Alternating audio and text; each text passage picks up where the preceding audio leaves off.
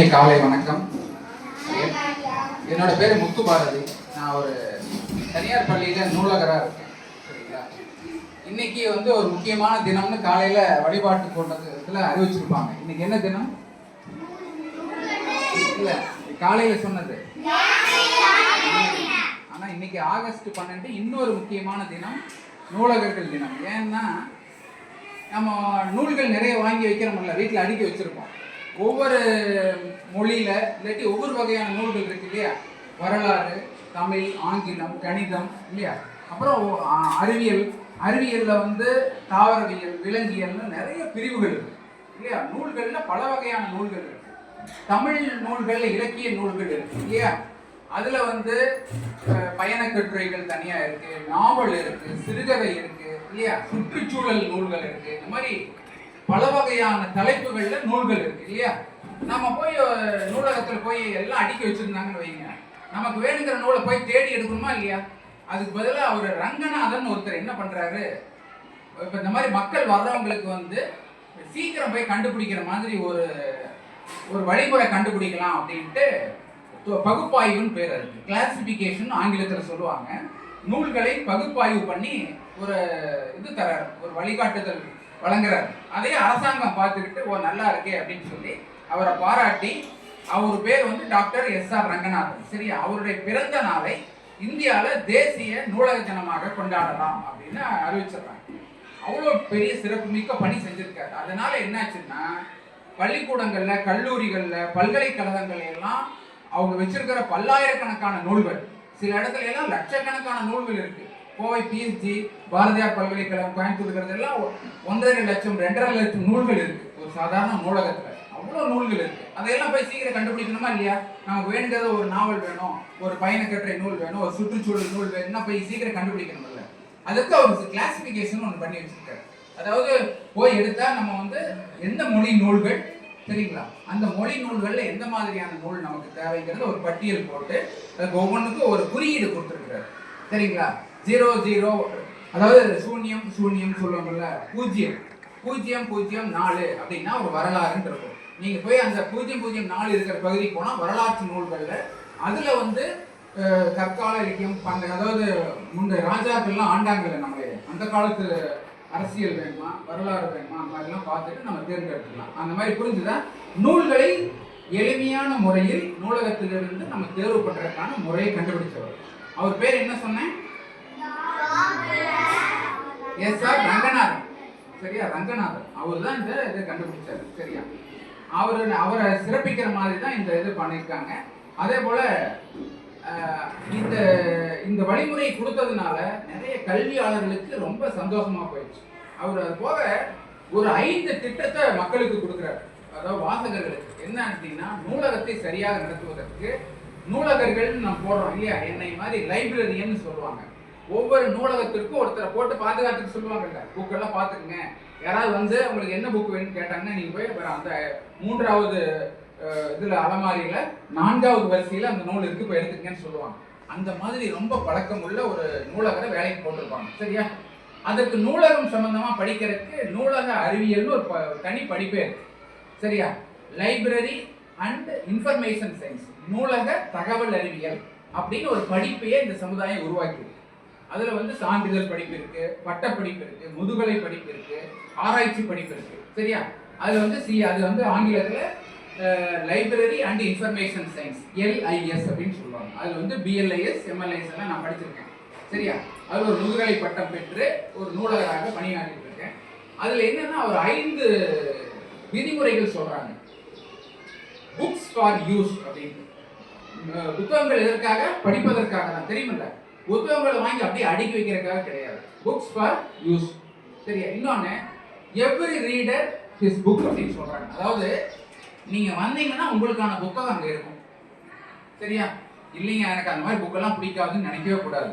போய் தேடி பார்த்தீங்கன்னா, அடடா இந்த புக்கு தான் நான் ரொம்ப நாளாக தேடிட்டு இருந்தேன், கிடைச்சிருச்சுன்னு சொல்லி சந்தோஷப்படுவீங்க. அந்த மாதிரி book, every reader his book. அப்புறம் இன்னொன்னு, எவ்ரி புக் இட்ஸ் ரீடர்ன்ற இன்னொரு இது சொல்றாங்க. 3வது ஒரு விதிமுறை என்னன்னா, ஒரு புக்கு தயாரிக்கும் போது, இது ஒரு புத்தகம் தயாரிக்கும் போது இதற்கான வாசகர்கள் கண்டிப்பா இருப்பாங்க, அவங்களை இந்த நூல் சென்றடையுங்கிற நோக்கத்துல தான் ஒரு புத்தகம் எழுதப்படுது. சரிங்களா? உங்களுக்கு பிடிச்ச நூல் இருக்கலாம், அதே போல அந்த நூலுக்கு பிடித்த வாசகர் வருவார் அப்படிங்கிறது தான். சரிங்களா? 4வது விதிமுறை save the time of the reader அப்படின்னு. என்னன்னா, வாசிக்க வர்றீங்க, நீங்க படிக்கலாம்னு வர்றீங்களா, உங்களுக்கு நேரத்தை மிச்சப்படுத்தி கொடுக்கணுமா இல்லையா? நீ போய் 1000 புக் இருக்கு, நீ போய் தேடி எடுத்துக்கோன்னு சொன்னா, நீ காலையில இருந்து தேடி உனக்கு வேணுங்கிற புக் எடுக்கிறதுக்குள்ள மத்தியானம் ஆயிடும். நேரம் ஆயிடுச்சுங்க, நான் கிளம்புறேன், நீ போய்க்கிற வேண்டியதான். அது பதிலாக நீ வந்தோடனே நீ போய் அந்த 3வது மேசையில, அங்கே அலமாரியில 4வது வரிசையில உன்னோட நூல் இருக்கு, எடுத்துக்கோன்னு சொன்னா அதானே ஈஸியா போய் எடுத்துவீங்க. போய் ஒரே நிமிஷத்துல எடுத்துடலாம், எடுத்து உட்காந்து படிக்க ஆரம்பிக்கலாம். அப்ப அந்த 4வது விதிமுறை என்னன்னா, save the time of the reader. வாசகர்களுடைய நேரத்தை மிச்சப்படுத்தணும், சரிங்களா, பாதுகாக்கணும் அப்படின்ட்டு. கடைசி 5வது விதிமுறை என்னன்னா, library is a growing organism அப்படின்னு சொல்றாங்க. அப்படின்னா நூலகம் என்பது வளர்ந்து கொண்டே இருக்க வேண்டி இருக்கிறாங்க. சும்மா வாங்கி ஒரு 100 புக்கை வச்சுட்டு இதுதான் நூலகம் அப்படிங்கிற, வருஷம் வருஷம் அந்த நூலகத்துல குறிப்பிட்ட நூல்கள் சேர்த்துக்கிட்டே இருக்கும். சரிங்களா? எப்படி நம்ம அறிவு பெருக்கணுமோ அதே போல நூலகத்துல நூல்களுடைய எண்ணிக்கையும் பெருக்கிட்டே போகணும் அப்படின்னு இந்த 5 விதிமுறைகளை கோல்டன் ரூல் ஆஃப் லைப்ரரி அப்படின்னு வச்சிருக்கிறாங்க. 5 அருமையான திட்டங்களை அவர் கொடுத்திருக்காரு. அதனாலதான் அவரை ஃபாதர் ஆஃப் லைப்ரரி சயின்ஸ், நூலக அறிவியலின் தந்தை அப்படின்னு சொல்றாங்க. சரிங்களா? அதனால அந்த நாளை இன்னைக்கு உங்க ஸ்கூல்ல உங்க பள்ளியில அறிமுகப்படுத்தி, அவர் நண்பர் அவர் மனோகரன் ஐயா எனக்கு ஏற்கனவே அறிமுகம், பல ஆண்டுகளாக அறிமுகம். அப்புறம் இந்த பள்ளியினுடைய தாளாளர் மருத்துவர் முத்துசாமியா இருக்காருல்ல, அவரும் எனக்கு ஒரு 25 ஆண்டு காலமா பழக்கம் இருக்கு. ஏற்கனவே இந்த பள்ளிக்கு பல முறை வந்திருக்கிறேன். சரிங்களா? நீங்க சில பேர் இன்னைக்கு புதுசா பார்த்துருப்பீங்க, ஏற்கனவே நான் வந்திருக்கிறேன் பல முறை. சரிங்களா? நான் எனக்கு முடிஞ்ச அளவுல சின்ன சின்ன சிறுகதை நூல்கள்லாம் எழுதியிருக்கேன். சரிங்களா? நாவல் எழுதியிருக்கேன், பயணக்கட்டுரை. நான் இலங்கை போயிட்டு அந்த பயண அனுபவம் நூலெல்லாம் எழுதியிருக்கேன். அந்த மாதிரி எனக்கு கொஞ்சம் எழுத்துல கொஞ்சம் ஆர்வம் இருக்கு. சரிங்களா? நீங்களும் படிச்சு இங்க படிக்கும் போது உங்களுடைய தனித்திறமை இருக்கும்ல, பாடுறது, ஆடுறது, இல்லாட்டி ஓடுறது, அதாவது ஓட்டப்பந்தயம், எதா இருந்தாலும் சரி, உங்களுக்குன்னு ஒரு தனித்திறமை என்ன இருக்கோ அதை தாராளமா வளர்த்திக்கீங்க. சரிங்களா? எனக்கு பாட வராது அப்படின்னு சொல்லி இன்னொரு நல்லா பாடுற பொண்ணை பார்த்துட்டு என்ன அவ்வளோ மாதிரி பாட முடியலன்னு நினைக்க கூடாது. நீங்க உன்னால ஆட முடியும் இல்லையா? இல்லையா? ஓட்டப்பந்தயத்தில் நீங்க வருஷம் வருஷம் ஜெயிச்சுட்டே இருப்பீங்க. நல்லா பாடுறக்குள்ள நம்மளால ஓடவே முடிய மாட்டேங்குதுன்னு நினைக்கலாம். அப்போ ஒவ்வொருத்தருக்கும் ஒரு திறமை இருக்கா இல்லையா? இந்த உலகத்துல கடவுள் படைக்கும் போது ஒவ்வொருத்தருக்கும் ஒரு திறமையோட தான் படைக்கிறார். புரிஞ்சுதா? யாரும் யாருக்கும் சலைச்சவங்களே கிடையாது. நான் உங்களை விட எந்த விதத்துலையும் பெரியவனே கிடையாது. எப்படி தெரியுமா? உங்களை விட வயசாயிடுச்சு, உங்களுக்கு முன்னாடி நான் பயணம் போயிட்டு இருக்கேன். ரயில் பெட்டி இருக்குல்ல, அதுல ரயில்ல எல்லாம் ஒன்னாதான் பயணம் போயிட்டு இருக்கோம். நான் முன்னாடி இருக்கிற பெட்டியில போயிட்டு இருக்கேன், நீங்க எனக்கு பின்னாடி வந்துட்டு இருக்கீங்க, அவ்வளவுதான். புரிஞ்சுதா? நீங்களும் படிச்சு பெருசாகி இன்னும் கொஞ்சம் அப்படி நீங்களும் எழுதலாம், படிக்கலாம், இந்த மாதிரி நூல்கள் வெளியிடலாம், எல்லாம் பண்ணலாம். நீங்க அல்லது உங்களுக்கு விளையாட்டு தான் பிடிக்கும்னா சிறந்த விளையாட்டு வீரர் ஆகலாம். ஓட்டப்பந்தயத்துல தங்க மங்கைன்னு சொல்லுவாங்க. இந்தியாவில் யாரை சொல்லுவாங்க தெரியுமா? பேர் தெரியுமா? இந்தியாவின் தங்க மங்கை அப்படின்னு ஒருத்தர் சொல்லுவாங்க. கேரளாவை சேர்ந்த அந்த ஓட்டப்பந்தய வீராங்கனை பேர் தெரியுமா? பிடி உஷான்னு சொல்லுவாங்க. சரிங்களா? அவங்க இந்தியாவுக்கு ஒலிம்பிக்ல பதக்கம் வாங்கி கொடுத்தாங்க. அவங்கள இந்தியாவில் விளையாட்டு துறையில அவங்கள யாருமே மறக்க முடியாது. கோல்டன், சரிங்களா, கோல்டன் உமன் ஆஃப் இந்தியா சொல்லி தங்க மங்கை, இந்தியாவின் தங்க மங்கைன்னு சொல்லி அவங்கள சொல்லுவாங்க. அந்த மாதிரி பெண்கள் பல துறைகள்ல முன்னேறிட்டு இருக்காங்க அவங்க திறமை வச்சு. சரிங்களா? ஓடுனாலும் சரி, பாடுனாலும் சரி. எம்எஸ் சுப்புலட்சுமின்னு ஒரு பாடகர் தெரியுமா? 10,000 பாடல்களுக்கு மேல பாடியிருக்காங்க. மிகப்பெரிய கின்னஸ் ரெக்கார்ட் பண்ணியிருக்காங்க. உலகத்திலேயே மிகப்பெரிய அதிகமா பாடல் பாடினவங்க. பாடுறதுலயும் சாதனை பண்ணலாம், ஓடுறதுல சாதனை பண்ணலாம். உங்களுக்கு என்ன தெரியுதோ அதை சாதனை பண்ணலாம். சரியா?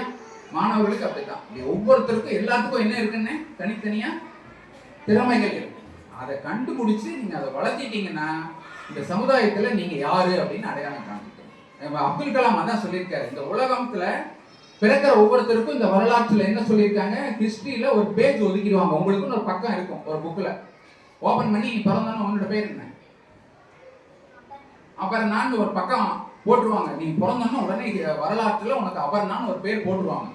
நீ படிச்சு பெருசாகி நீ என்னென்ன சாதிக்கிறேன்னு பார்த்து அந்த பக்கத்துல எழுதிக்கிட்டே வருவாங்க. அபர்ணா நல்லா பாடுறா, இத்தனை நாள் படிக்கிறா அப்படின்னு போட்டு அப்புறம் ஏதாவது விருது வாங்கி பரிசு வாங்கின்னு அதில் எழுதிக்கிட்டே இருப்பாங்க.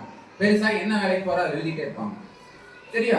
நல்ல சாதனை பண்ணினா நல்லா எழுதிட்டே இருப்பாங்க. அப்ப நம்ம வாழ்ந்த வாழ்க்கைக்கு அடையாளம் என்ன அப்படின்னா, வரலாற்றுல நம்ம பக்கத்துல நம்மளை பத்தி என்ன எழுதுறாங்க அப்படின்னு. சரியா? அதுதான் ஒருத்தரோட. அதுக்கான முயற்சிகளை நீங்க செய்யணும். அதற்கு என்னுடைய வாழ்த்துக்களை சொல்லி இந்த நல்ல நாள்ல இன்னைக்கு உங்களை எல்லாம் சந்திச்சதுல ரொம்ப மகிழ்ச்சி. அதற்கு வாய்ப்பு கொடுத்த மனோகரன் ஐயாவிற்கும் ஏனைய ஆசிரியர் பெருமக்களுக்கும் உங்களுக்கும் என்னுடைய நன்றியை தெரிவித்துக் கொள்கிறேன்.